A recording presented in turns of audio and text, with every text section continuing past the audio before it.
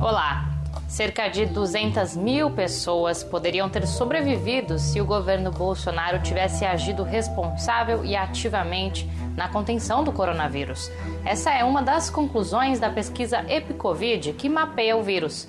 O epidemiologista e ex-reitor da Universidade Federal de Pelotas, Pedro Alau, é um dos responsáveis pela pesquisa e tem sido grande crítico da ineficiência do governo federal na crise sanitária. Conversamos com ele na entrevista central. Estes e outros assuntos você acompanha agora. Eu sou Pamela Oliveira e o Central do Brasil está no ar.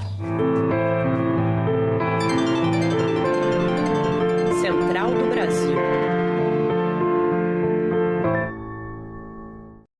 São mais de 260 mil pessoas mortas pelo coronavírus. Somada à crise econômica, Bolsonaro enfrenta um de seus piores momentos na presidência e agora lança a mão de um plano vacina para tentar estancar a perda de popularidade. Na opinião do editor da newsletter Ponto, Miguel Stedley, a ala dos militares é a única que continua se beneficiando desse projeto de morte. Vamos para o embarque imediato. Embarque imediato. Na prática, Bolsonaro só tem um interesse: garantir a sua reeleição e proteger os negócios dos filhos e das milícias. E no caso da pandemia da Covid-19, ele não tem a menor ideia do que fazer. Por isso, ele terceiriza para os adultos nas salas responsabilidades e as decisões sobre a pandemia.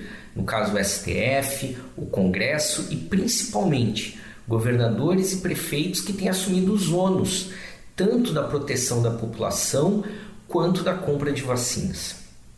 Nesse caso, até o mercado já percebeu que Bolsonaro é um inútil, porque mesmo para os projetos neoliberais, Bolsonaro e Paulo Guedes mais atrapalham do que ajudam a implementar esse projeto. Na prática, Bolsonaro continua sendo funcional apenas para o setor que o colocou no Planalto, o Partido Militar, aquele grupo de militares que conspirou contra Dilma Rousseff, que garantiu Michel Temer e que permitiu a eleição de Bolsonaro. É esse setor que está nadando em regalias, em gratificações, que faz articulação com o Centrão, a ponte com as milícias, o único interessado nesse momento de pandemia e de mais de 200 mil mortos que Jair Bolsonaro permaneça à frente do Palácio do Planalto. Nesta segunda-feira, dia 8, a notícia da anulação das condenações do ex-presidente Lula pelo Supremo Tribunal Federal adicionou mais um elemento ao caldeirão de fatos políticos que, entre outras coisas, levaram à exclusão de Lula das eleições presidenciais. Agora, processos contra Lula retornam à primeira instância da Justiça. Ainda está em jogo a suspeição do ex-juiz Sérgio Moro. O repórter Afonso Bezerra nos ajuda a entender os desdobramentos desse caso. Nacional. Juristas classificam como crucial a declaração de suspeita de Sérgio Moro para garantir justiça ao ex-presidente Lula. Caso aprovada pelo STF, a declaração de suspeita, além de anular as condenações contra o ex-presidente, impediria o uso por outro tribunal das informações fornecidas por Curitiba. O processo recomeçaria do zero. O jurista Fernando Ideu Lacerda analisa a relevância da tese de suspeição neste caso. Então, a tese alegada em habeas corpus da suspeição, ela naturalmente precede a da competência em razão do território, em razão do local dos fatos. Mas não é só isso, né? Os desdobramentos provocados pelo reconhecimento da suspeição são mais amplos, são mais extensos do que aqueles provocados pela incompetência territorial. A advogada criminalista Priscila Pamela Santos classifica o reconhecimento da suspeição como um instrumento de defesa da democracia. O reconhecimento da suspeição ele é imprescindível para restabelecer um Estado democrático, né, para restabelecer a importância de um processo democrático e para que também essas violações todas que foram praticadas aí contra o ex-presidente, que elas possam de fato ser sanadas.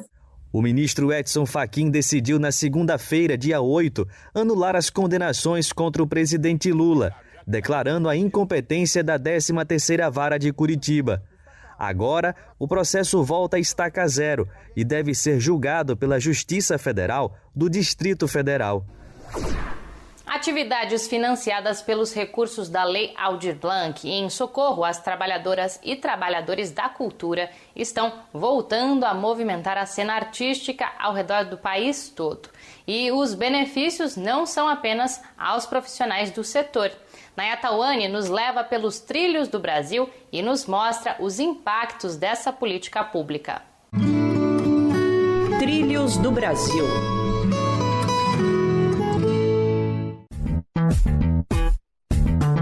Peças virtuais de teatro, curta-metragens e oficinas. Esses são apenas alguns de vários projetos culturais que estão movimentando este cenário nos diversos estados brasileiros. Os trabalhadores da cultura, que foram fortemente afetados pela pandemia, estão fomentando o setor com o benefício conquistado através da Lei Aldir Blanc, que atendeu mais de 700 mil pessoas em 2020, segundo o IPEA. Raildon Lucena é produtor cultural no Rio Grande do Norte e produziu diversos projetos culturais com auxílio emergencial dos trabalhadores da cultura. No momento em que você recebe um recurso para um edital cultural, você vai precisar contratar pessoas, você vai precisar de serviços. Então, você faz com que aquela economia gire. Então, é um valor que entra no município através dos projetos culturais, que levam entretenimento para a população.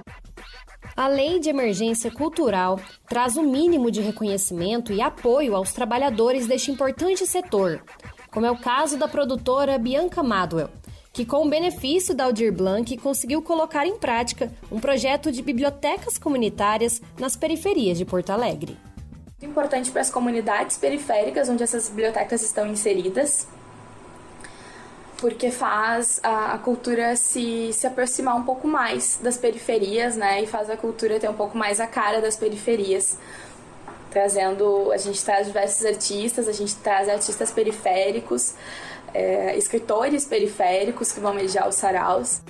As atividades culturais correspondem a cerca de 3% do PIB brasileiro, além de fomentar a economia nacional.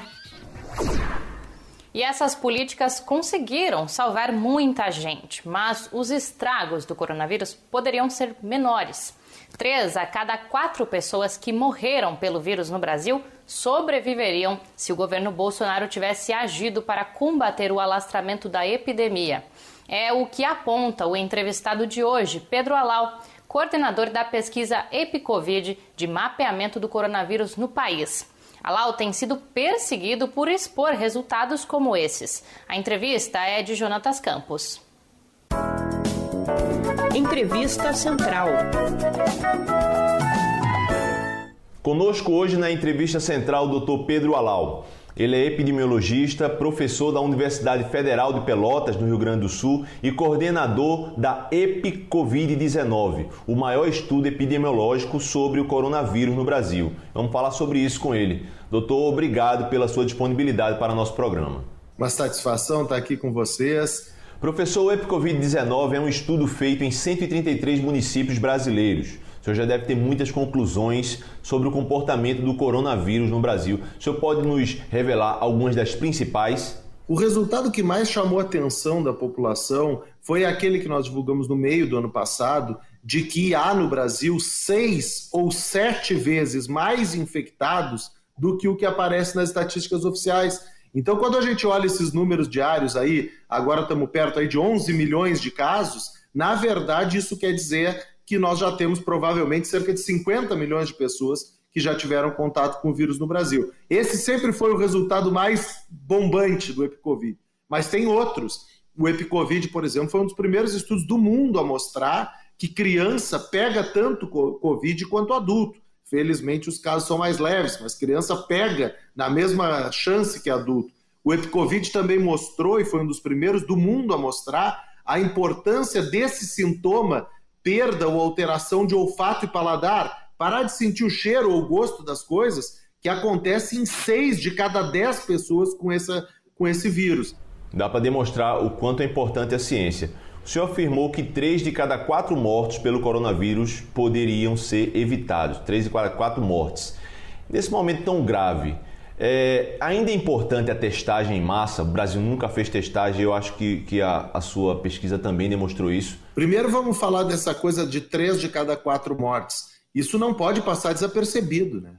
O que eu estou dizendo é que 200 mil das 265 mil mortes que aconteceram aqui no Brasil por Covid-19 teriam sido evitadas se o Brasil fosse mediano no combate à pandemia. Eu não estou falando ser que nem a Nova Zelândia, Singapura, Coreia, que são os melhores lugares do mundo no enfrentamento. Se a gente estivesse na média, a gente tinha evitado 200 mil mortes. 200 mil famílias não estariam em luto.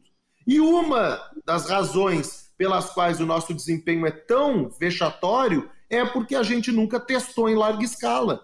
Testagem numa doença, numa epidemia como essa, de uma doença transmissível, ela não é para contar casos. Doutor, e um dos fatores para evitar mortes são as vacinas. O Brasil está se utilizando de 2 vacinas diferentes. A vacina da Pfizer tem se mostrado bastante eficaz em vários países do mundo. Por que o governo brasileiro não avança nessa negociação para que mais essa vacina entre aqui na nossa, digamos, cartela de vacinas para a população? O governo federal tem sido vergonhoso na negociação da compra das vacinas, né? No ano passado, a Pfizer doou mais de 70 milhões de doses para o Brasil. Imagina a nossa situação se já tivéssemos essas 70 milhões de doses. E o governo federal simplesmente não respondeu, não deu conta da demanda. Então, assim, tanto a vacina da Pfizer, quanto a da Janssen, quanto a da Moderna, Sputnik, tem várias vacinas que precisam entrar no Brasil o mais rápido possível para aumentar as nossas taxas de imunização. Um deputado federal do seu estado lhe processou, o senhor fez um termo de ajustamento de conduta. Como está essa situação dessa perseguição às suas opiniões nos meios de comunicação pelo governo federal?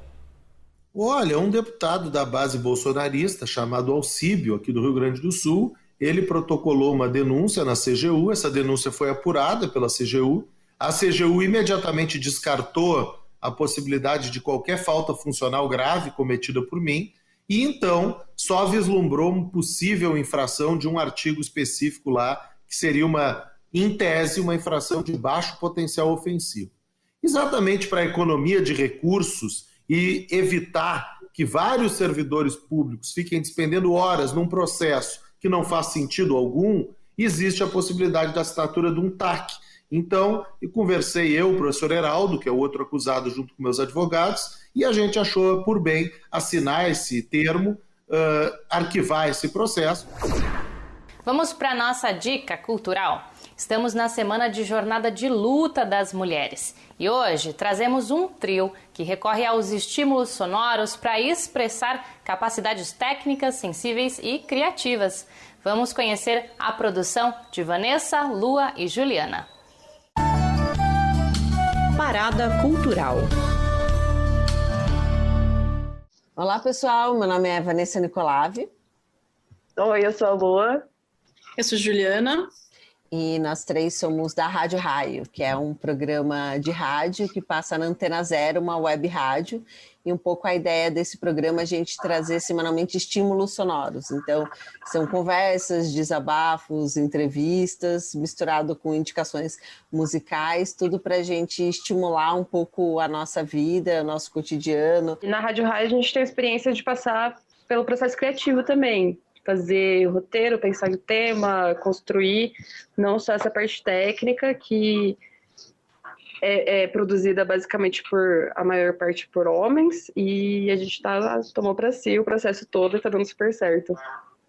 Então, cada semana é uma de nós que apresenta, então os episódios são bem distintos, acho que é um espaço livre da gente colocar o que a gente está a fim de fazer. Então eu convido todo mundo a ouvir a Rádio Raio toda semana, quarta-feira, às 11, na antenazero.com. Os programas da Rádio Raio são muito bacanas e dá para ouvir em vários momentos do dia. Acessa lá e dá uma conferida. Com isso, eu encerro o programa de hoje. Te espero amanhã. Até!